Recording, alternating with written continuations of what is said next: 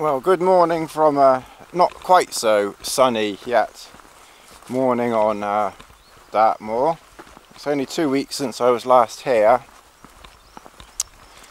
Having some work done on the house fairly soon, so I need to grab a couple of chances to get out here before I'm sort of stuck at home monitoring workmen for a couple of weeks.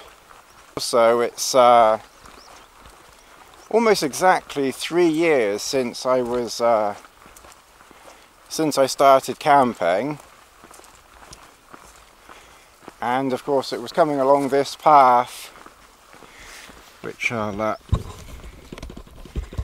try and carefully show you. So yes, it was almost exactly 3 years ago, coming along here with Dartmoor directly in front. I'll go over Dartmoor tomorrow. I'm going to go to the left towards Sowerton Tor today, and then head over to the same camp spot that I used 3 years ago, which of course is Little Neset. I haven't been there for it's been ages now actually since I've camped on top of Little Neset. In the early days I was using it all the time, but recently I seem to have used other places.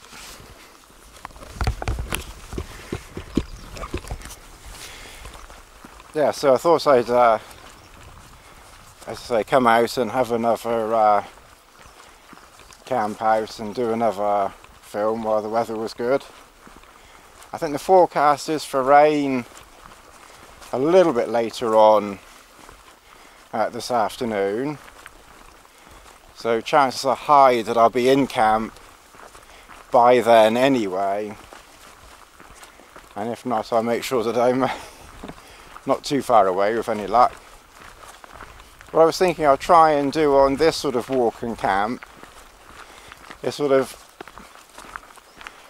as much as my memory allows, as much as my aging memory allows me, I'll try and sort of go back over some of the things that I've done, places I've been, and people that I've walked with, most of which I've probably filmed.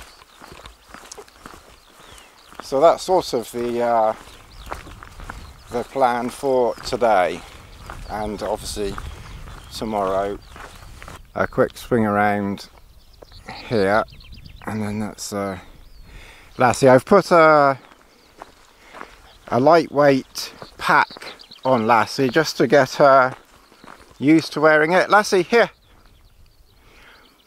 Just to get her used to wearing a pack, but there's nothing in it.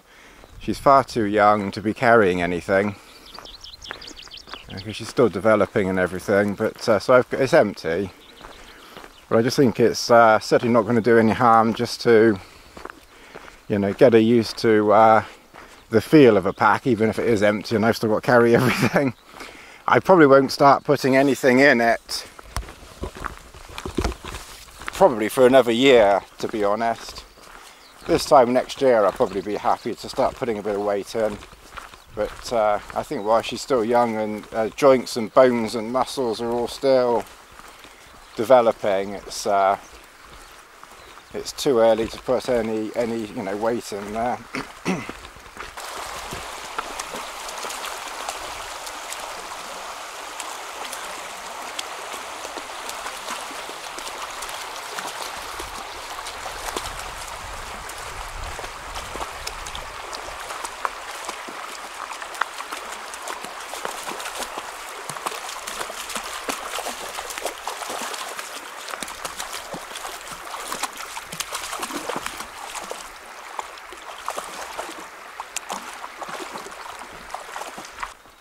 Right, so we're just passing Great Links Tor, which is that series of tours over there. That's Arms Tor, and this is just a relatively let me rephrase that, This is a very easy track and path to follow.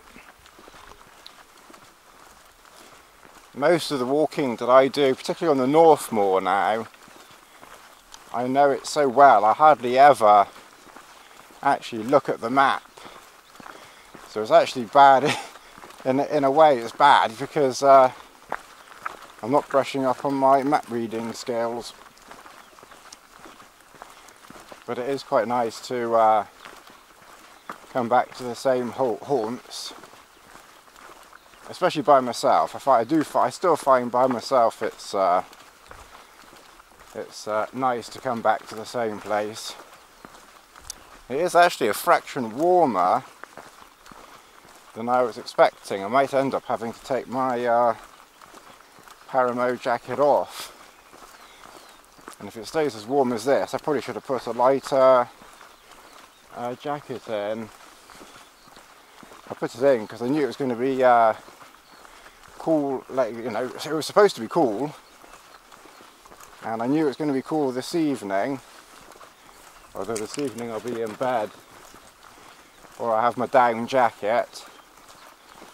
But I think tomorrow morning could be quite cool on the walk back, so hopefully I made the right decision bringing it. Otherwise I should have brought a lighter waterproof that I could have put in my pack, and just have brought my wind shirt.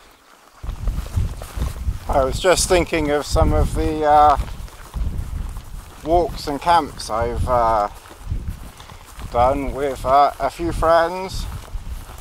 And of course probably the two that stand out the most are the two walks with my very good friend Chris Townsend. And one of course was 2 years ago now, and that was when he did the Watershed of Scotland walk, and I accompanied him on it was about 3 nights on that one, I think, from Moffat around the Annandale Horseshoe, something, around Annandale anyway. I can't remember the exact name at the moment. And then of course last year I did half the TGO challenge with him before I went down with some bug or something, which was a bit of a pain.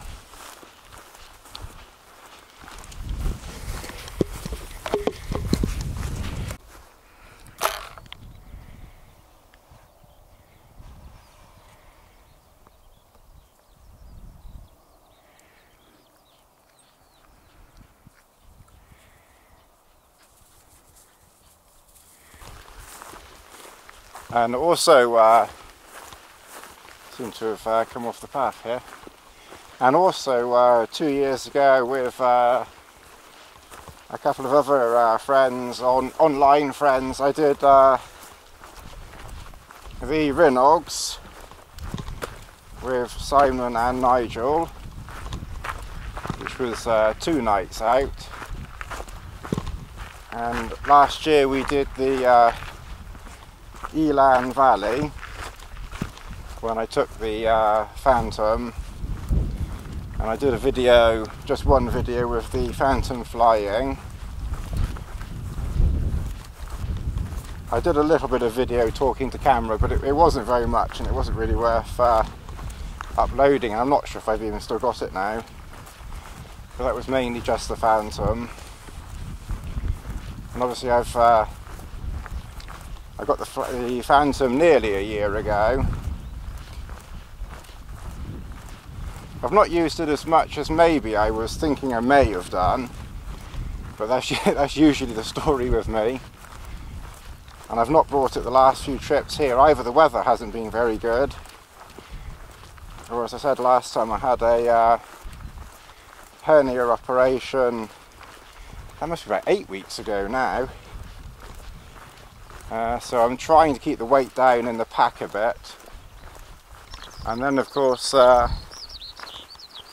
last year Terry Abraham messaged me asking if I would go up to the Lake District with him, or meet him up there and do some video with Mark Richards. So I think that was about September or probably October time. So that was Lass's first ever camp out. I think that was September. That was Lass's first ever camp. Talking of Terry earlier, I don't know whether many of you saw his film on BBC 4. I think it was on over Christmas, maybe the New Year, and then they've repeated it again last week, and that was the life of a mountain of Scafell Pike, and had some sort of well-known people in that, some of whom I've never heard of, but I say Mark Richards was in it, and of course Chris Townsend was featured as well. So you never know, if he does ask me to get him a chopper out again, then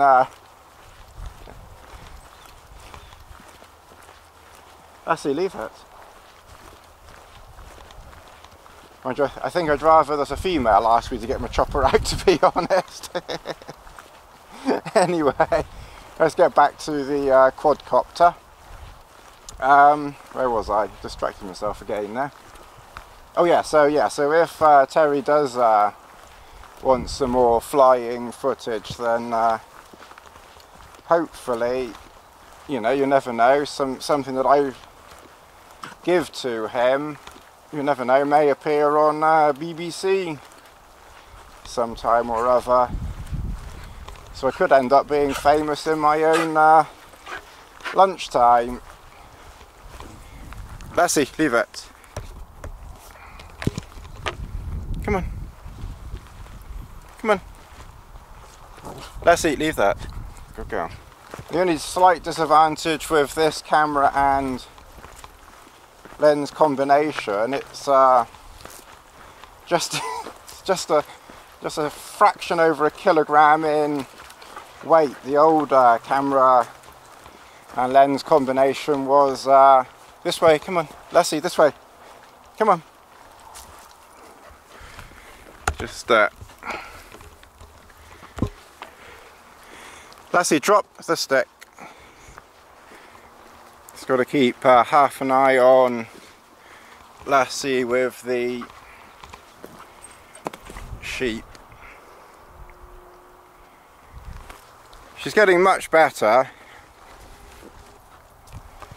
Yes, the old camera and lens combination was less than 500 grams. This is just over a kilogram. So I have to admit it's a lot heavier to hand hold at arm's length. So each piece will probably be sort of a couple of seconds, then I'll sort of bring it in and then back out. So I'll probably end up just sort of doing arm exercises with the camera or something.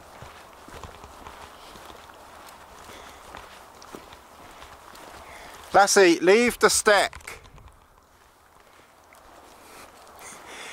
I don't know why that reminds me of John Travolta in Broken Arrow when he says, leave the stick. No, he doesn't say leave the stick. Come on. Or he says something like, don't, you're choking now, you see, that's why you mustn't eat sticks.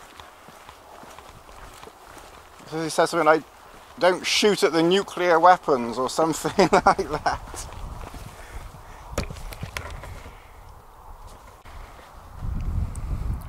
When you just come along here towards the reservoir, you've got bridleways where you can go left, right, or you can head up over the hill up there, and then you get a good view of the reservoir. So we'll head in that direction today.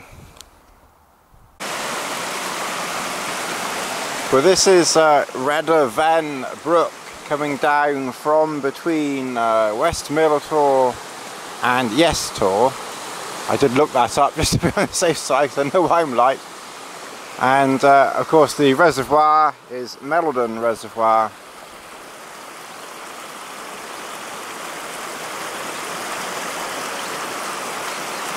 And of course that's the viaduct over there. I did cross that actually just earlier.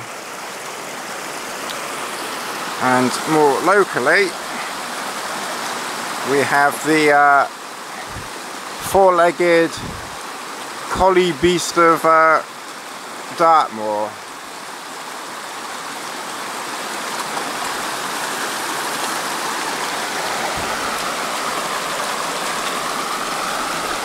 That somehow reminds me of the bears in Canada and USA when they're trying to catch trout, but she's just trying to catch water.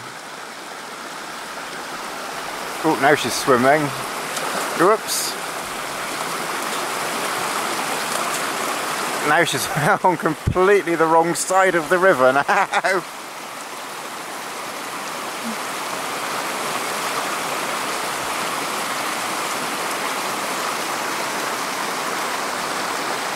Come on then, this way. Let's just move off slowly and see how she, oh, she'll just come back that way. I thought for a minute she'd come flying across. But when water's involved, she doesn't do any flying at all. She just wants to stay and play with it. I stop her playing with so many other things like sheep and things like that, that I think something like this, you've just got to let her have her moment of fun. And she's tanking up on water as well. I just filled up my water bottle here.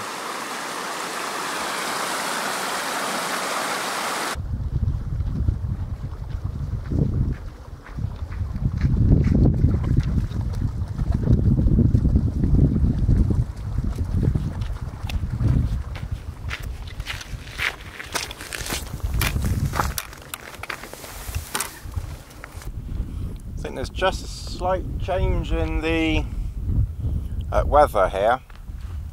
It's still dry at the moment, but they do forecast rain later on. That's West Mill Tor, and that's Row Tor, and we just walked over the top of that ridge over there. You can't see Yes Tor from here, but Yes Tor is behind Great Mills Tor. Some people like to sort of come around here and bag the tours. I've certainly been up that one many times. I think I've been up Row Tor. Not 100% sure, to be honest. But we're heading in that direction anyway. Whereas I'm so close to Row Tor, then I might just pay it a visit and be another tour bagger. But I say if I wasn't so close, I probably wouldn't bother too much. I'm just out here for the scenery and the relaxation. And it's good exercise for Lassie as well.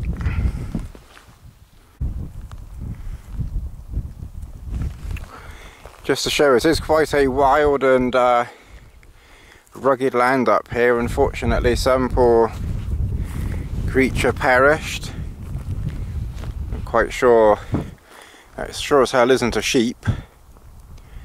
Can't quite tell if that was a cow, but it looks more like a horse's head to me.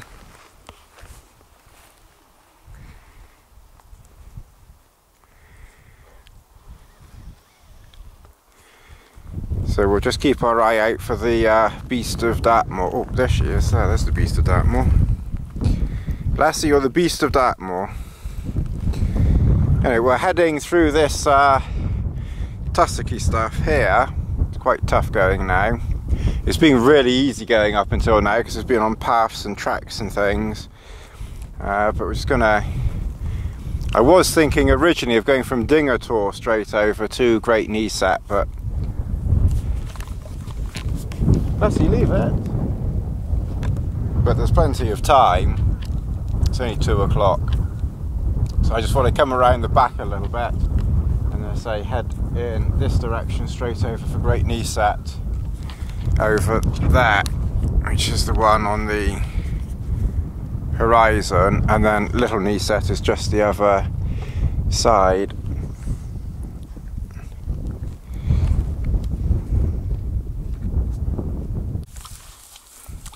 Well, we haven't progressed very far from the last little snippet. We've still got Dingator just over there. We've just found this little pool that Lassie decided she rather likes. Obviously, as I said, there's nothing in her pack, but if ever you put anything in the pack, make sure it's in a waterproof pouch. There she is, swimming there. Oh dear. Oops.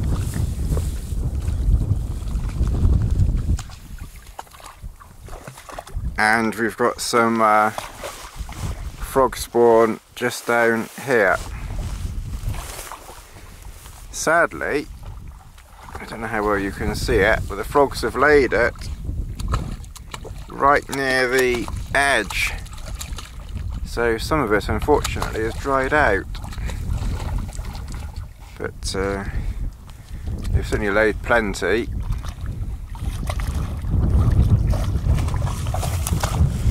Well, we did have a dry dog, not anymore. This is threatening rain.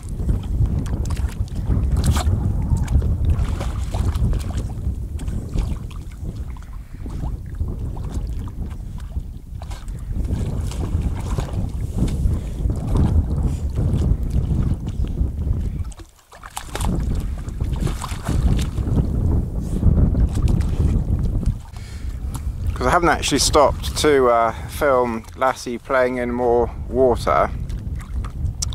This is pretty much the top of this hill. I think the top is just over there, a couple of hundred feet maybe, or a few less meters.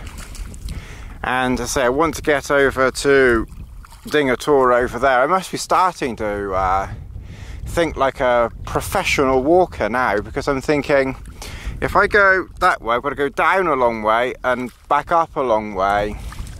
Whereas if I go this way, my descent is almost negligible. You're going to lose a little bit of height going across here. And then it's going to be, looks easier up the other side. Well, certainly, it's probably no different in gain once you get over that way. But obviously you're going down and up less. Or maybe I should say I wouldn't have to go down quite so deep into that valley and back out. And on that bombshell, we'll carry on. Lassie, come on. I think we've pitched camp at just the right time. The weather was starting to turn when we were getting here, and as you can see, Lassie is a bit on the damp side, but not too bad. She'll dry off shortly. This is one reason why I really do love the Trailstar. It's so humongous under here that once I've pitched it like I have now, you'll notice there's big gaps there and there. That's really because I'm on a slight bank here, so there's no gaps, or a little gap here. I've also pitched it quite high, so you can see I've got you know, a bit of headroom there. I haven't got, you're pointing at me, I haven't got my mat down or anything like that yet, of course. I will lose some room here, but yeah, this is why I really do like the Trailstar. Don't get me wrong, I'm sure any other tent you can pitch and sort yourself out in, but I just sort of can't help but think with a smaller, especially a one-man shelter, you're going to be half in and half out, or if you're wet, you're going to be getting all wet stuff all over your bedding. Obviously my bed's going to come down here soon, so I've got all that room over there that I can work in without ever having to go outside now until the morning, unless I actually want to. and I've put Lassie will go over there in time. But yeah, I just wanted to, I've been here a couple of minutes, I've just sent a couple of texts. There's no signal, but I've just put strapped my phone up at the highest point, so it might get the occasional signal up there. So yeah, so I say I just thought I'd just settle down now. I've got it pitched, unwind just for a minute, and then I'll start setting up the ground sheet and getting stuff out of the bag. Right, we're all ready for the night, although it's only 4:30. Lassie has settled down. I've put the bed down. She's mostly on the bed, not quite, but mostly. But she's got plenty of bed that she can spread out on anyway. And as before, she's got the waterproof base, then a foam mat, and then, well, it's really just a Trekmate towel, or a Trek thingy towel. It's a towel of some description. But I've got another one in case. Let me bring this around this way, because of course last time I had hardly any Mountain Laurel Designs equipment with me, and I got very feverish and unwell of not having, I had to damp my forehead down, of not having having enough Mountain Laurel Designs equipment. I've more than made up for it this time, and I've gone completely the other way now. Might you better rephrase that. I haven't gone the other way. Right, well, we've got the Cuben fibre Trailstar. Because I got a little bit warm in my sleeping bag last time, I brought a slightly cooler sleeping bag. This one's rated at -5, although I'm guessing it's probably more 0 degrees for me. So I'm quite a cold sleeper. But in case I do get cold, then I've brought the Mountain Laurel Designs 48 Fahrenheit quilt, which, if necessary, I can basically use as an overquilt,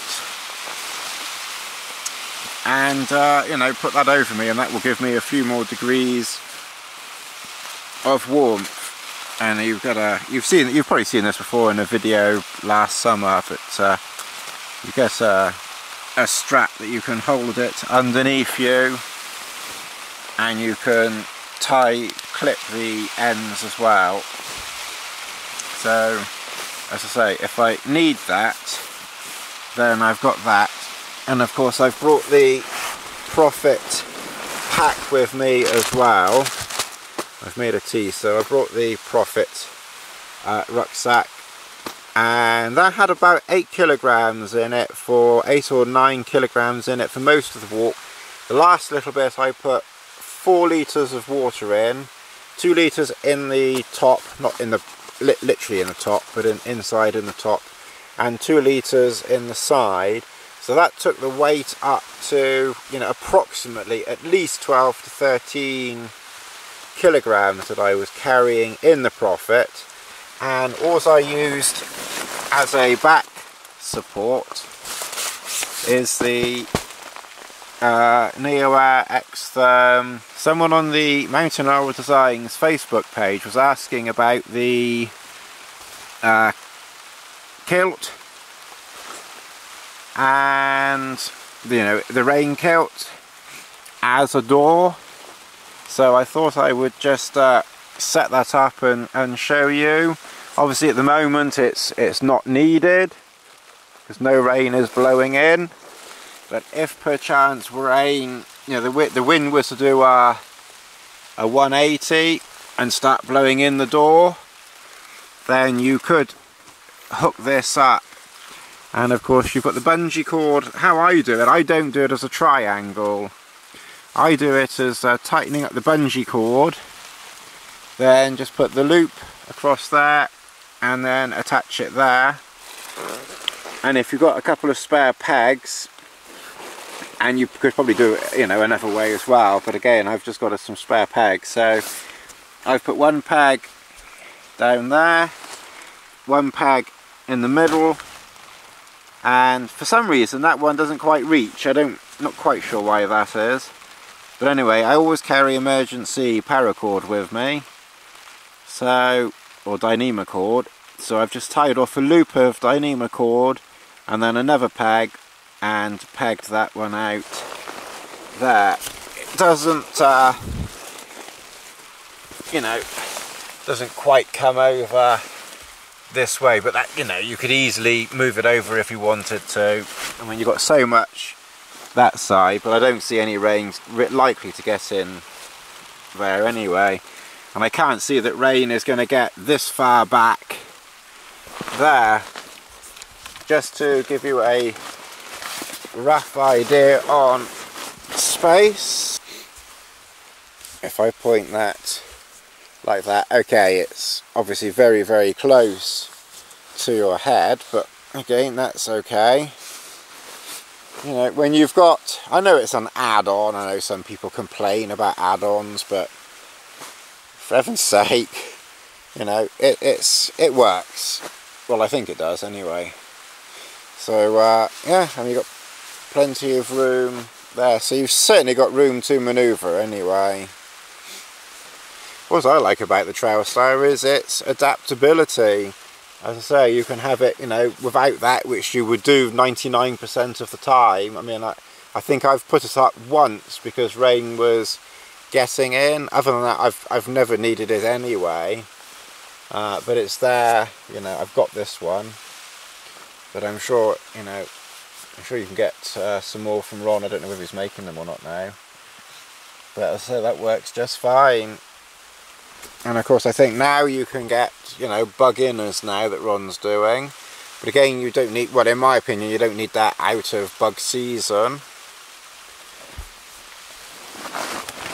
So, you know, for winter use, just the shelter and a ground sheet, and then I say you've just got so much room to manoeuvre. It's just an absolutely fabulous shelter, the Trailstar. And the Cuben fibre Trailstar is just brilliant. I mean, it's what, just over 400 grams, factor in the ground sheet, and you've probably got a 600 or so gram, technically speaking, two-person tent shelter. Also just use it with Lassie. But I think for its weight and size, I don't think anything matches it myself.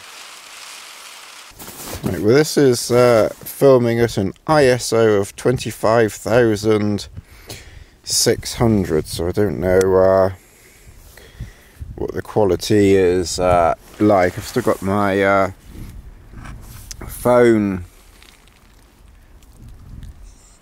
attached up there. That's my head torch on maximum, and when I put it on in between, the screen is flashing. At least it's flashing here. I don't know what it's doing your end. It's actually giving a pretty reasonable, it's giving me a shutter speed of 125th and an f-stop of 5.6. So I think 25,600 maybe isn't too bad, perhaps. Anyway, I've done my custard with Nutri-Grain, which I'll have in a minute. I've made it maybe a bit too thick today. Made it quite thick. It's 8:15. I was just watching a bit of Fury on the Android. So I've just been checking some messages. Probably a bad idea checking messages out here at the moment, but never mind. So we're all doing well here. So Lester's having a wash. Well, good morning everybody. It's 7:25. I've been awake about an hour, but I've only been sort of stirring for the last half hour or so. So I've made one tea and had some breakfast, but I'm just going to. I had 2 porridge oats, but I didn't have enough water for a third, and I always like to have 3 when I'm camping. So I've just got more water on now to do up another porridge oats, and I'll have another tea as well. I've I've rolled up Lass's bed mat. I've put my Mountain I was designing spirit quilt in the bag in there. The temperature during the night, it's one quite handy thing with the Kestrel 4500 Horus. I'm sure others do it as well. They actually give you the temperatures as you go, so you can scroll back through and see what the temperature was, which is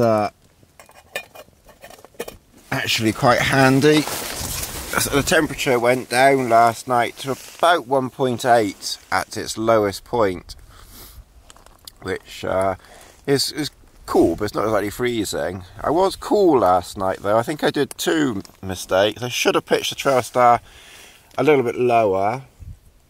I didn't know it was going to be a cold night, so in all honesty, pitching it quite that high off the ground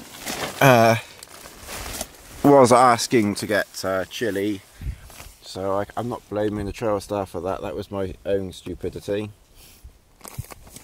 And the sleeping bag was okay, even though I brought a slightly, one that wasn't as warm as last time, but I brought a thinner balaclava. I should have brought, again, knowing that it was going to be cold, I should have brought my slightly thicker merino balaclava, and that works much better when it's really cold. So my head did get a little bit cold, stupidly, and I tell you, I had if I'd have put my hood up, or put my coat on, and put my hood up, then that would have done the same thing, but at 5 o'clock in the morning, 3 o'clock in the morning, I'm afraid that those sort of thoughts don't exactly occur to me when I'm trying to sleep. There was some hail, which is mostly gone. You might just see a tiny bit of hail there. There was some hail during the night, but as I say, that's gone now. Well, I let Lassie out of the Trailstar about 20 minutes ago and started packing up, and she found this puddle over here, or this small pool, and she's just been playing in it ever since.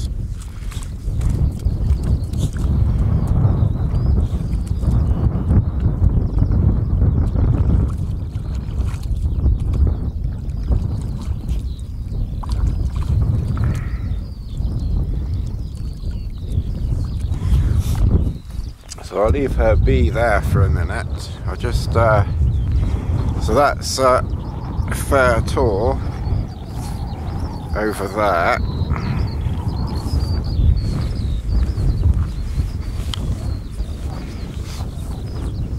And of course it's about 20 past 8. I thought I'd be ready about 8:30, but I'm a bit behind. Not that there's I'm not on any time frame or anything, but I've pitched the Cuben fibre Trailstar. I haven't put everything away inside yet. I'll do that soon.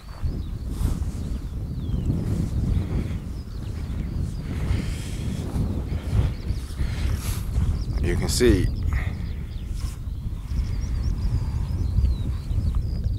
I might just make out Lassie in the distance.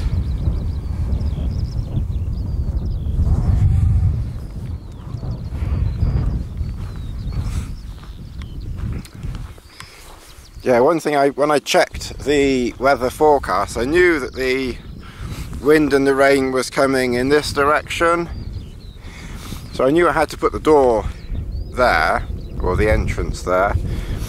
But yeah, in all honesty, I should have pitched it a little bit lower, because of course the gap is on the windward side,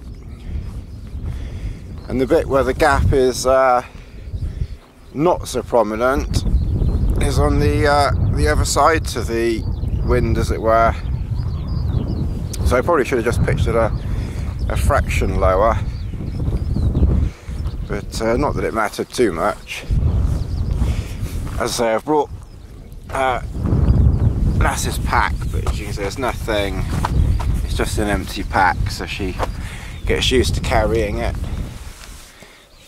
So it looks a bit of a bomb site in there at the moment, but it actually looks a lot worse than it is, because it all goes in quite quickly once you start, no pun intended there, but it all goes in quite quickly once you start shoving it all in. So I'm going to carry on packing up here now. The very first time that I ever came to Dartmoor was 2003 for proper walking. I'd been many years before, but proper walking 2003 in the spring. And I brought Bess and a dog which I had at the time, Sasha, who sadly died in 2004.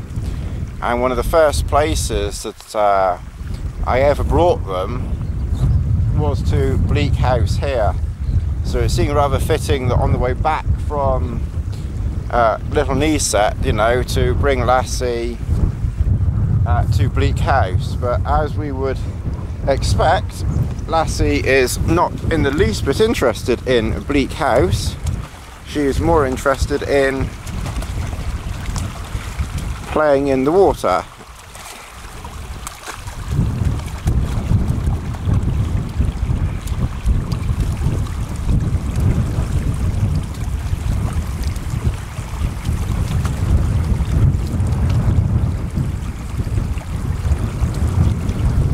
So yes, this is, and was in a minute, Bleak House.